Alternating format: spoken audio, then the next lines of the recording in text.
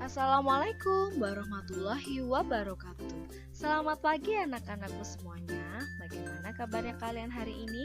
Semoga selalu dalam keadaan sehat ya. Sebelum kita mulai pembelajaran, yuk dipersiapkan dulu buku paketnya. Hari ini kita akan belajar mengenai peredaran darah manusia dan hewan, yaitu pada muatan IPA, tema 4, subtema 1.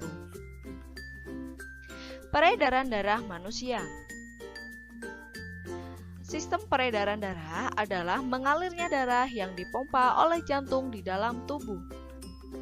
Sistem peredaran darah terdiri dari jantung, pembuluh darah, dan darah itu sendiri. Selanjutnya kita akan belajar mengenai jantung. Jantung terletak di dalam rongga dada sebelah kiri. Nah, ukuran jantung kira-kira sebesar kepalan tangan pemiliknya. Jadi kalau anak-anak pengen tahu seberapa besar ukuran jantung kalian, coba dikepalkan tangan kalian masing-masing ya. Jantung tersusun atas kumpulan otot-otot yang sangat kuat yang disebut dengan miokardium. Jantung terdiri dari 4 ruang, yaitu serambi kanan, serambi kiri, bilik kanan, dan bilik kiri. Nah, berikut adalah bagian-bagian dari jantung. Yang pertama ada vena, kemudian ada katup jantung, kemudian ada aorta atau arteri terbesar, kemudian ada serambi kiri yang mengalirkan darah kaya oksigen dari paru-paru ke bilik kiri. Kemudian ada bilik kiri, yaitu untuk memompa darah kaya oksigen ke seluruh tubuh. Kemudian ada bilik kanan yang mengalirkan darah kaya karbon dioksida ke paru-paru.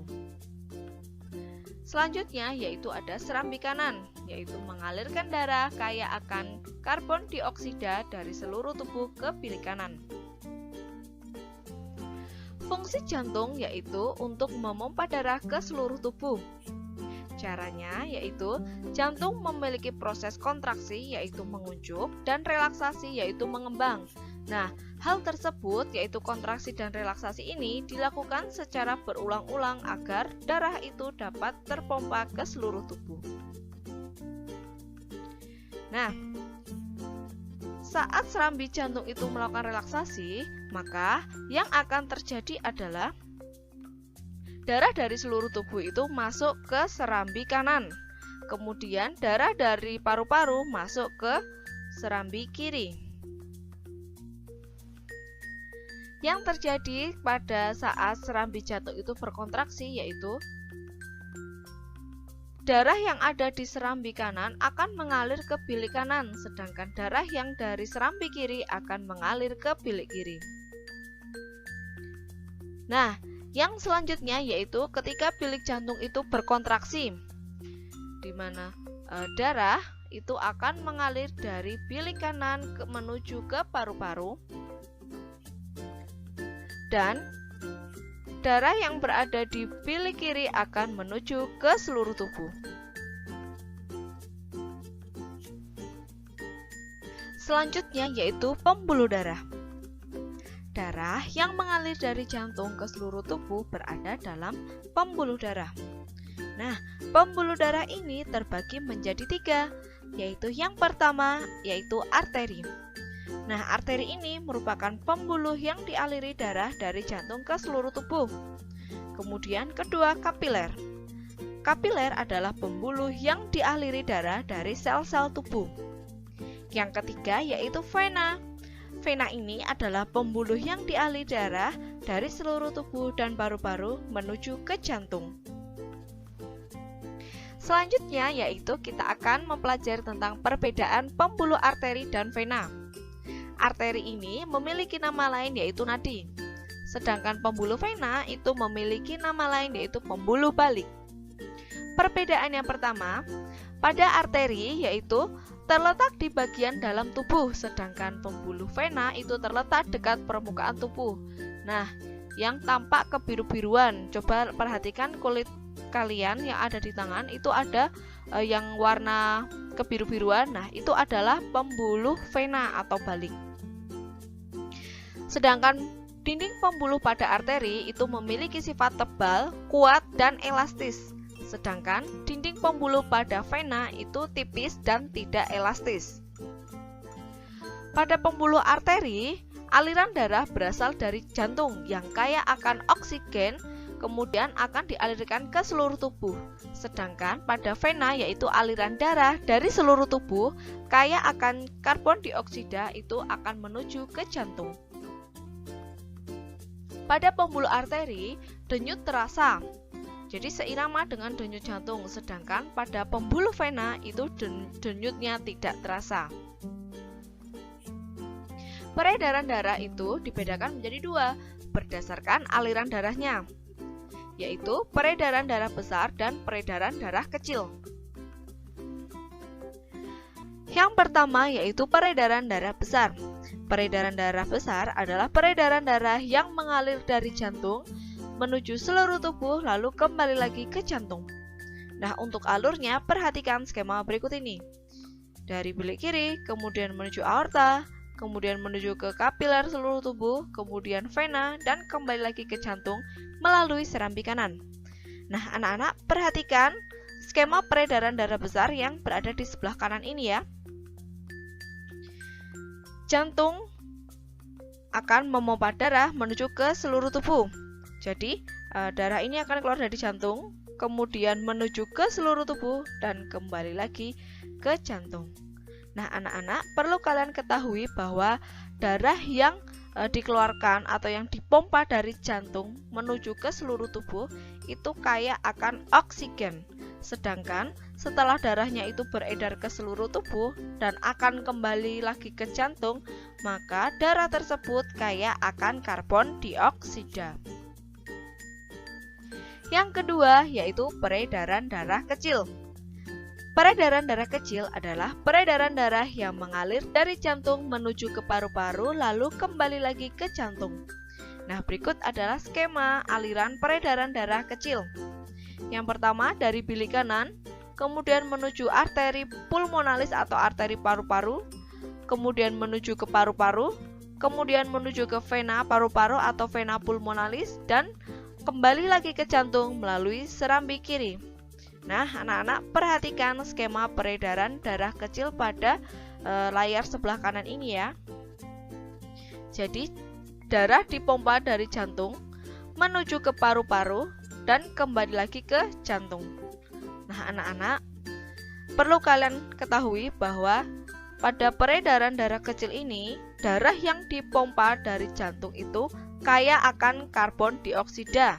Sedangkan setelah dari paru-paru, darah yang menuju ke jantung itu kaya akan oksigen.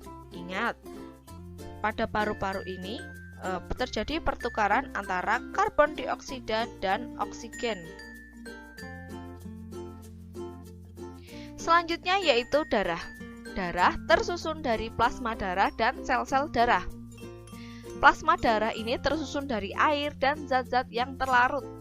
Sedangkan sel-sel darah itu terdiri dari sel darah merah atau eritrosit, kemudian sel darah putih atau leukosit, dan keping darah atau trombosit. Berikut adalah gambar-gambar atau bentuk-bentuk dari darah. Ya, ini pertama ini adalah eritrosit atau sel darah merah, kemudian ini adalah trombosit, kemudian di sini ada leukosit, dan di sini ada plasma darah. Fungsi darah. Darah memiliki fungsi yaitu yang pertama, mengedarkan sari-sari makanan ke seluruh tubuh, yaitu tugas dari plasma darah.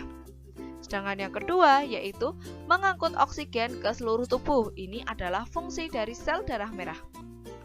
Yang ketiga yaitu membasmi kuman yang masuk ke dalam tubuh. Nah, ini adalah fungsi dari sel darah putih. Sedangkan yang keempat yaitu menutup luka. Nah, ini adalah tugas dari keping darah. Peredaran darah hewan. Nah, peredaran darah hewan ini terdiri dari dua, yaitu peredaran darah terbuka dan peredaran darah tertutup. Pada peredaran darah terbuka, darah tidak selalu berada dalam pembuluh darah dan tekanan aliran darahnya itu lebih lambat. Sedangkan pada peredaran darah tertutup, darah selalu berada dalam pembuluh darah dan tekanan aliran darahnya lebih cepat. Selanjutnya yaitu pada serangga. Nah, serangga ini memiliki peredaran darah terbuka. Nah, darah atau hemolimfa yaitu mengisi seluruh tubuh dan berfungsi mengedarkan makanan tetapi tidak bisa mengangkut oksigen. Struktur jantung pada serangga ini masih sangat sederhana sehingga disebut dengan jantung pembuluh. Selanjutnya yaitu cacing. Cacing memiliki sistem peredaran darah tertutup. Cacing memiliki jantung dan pembuluh darah. Nah, jantung cacing ini memompa darah dari jantung menuju pembuluh darah bagian atas, lalu ke bagian bawah, lalu ke seluruh tubuhnya. Hewan berikutnya yaitu ikan. Ikan memiliki sistem peredaran darah tertutup. Jantung ikan memiliki dua ruang yaitu serambi dan satu bilik. Bilik memompa darah ke arah insang untuk mengambil oksigen lalu diedarkan ke seluruh tubuh. Sedangkan serambi kemudian menerima karbon dioksida dari seluruh tubuh. Hewan selanjutnya yaitu amfibi atau katak. Nah, katak ini memiliki sistem peredaran darah tertutup. Jantung katak memiliki 3 ruang, yaitu 2 serambi dan 1 bilik.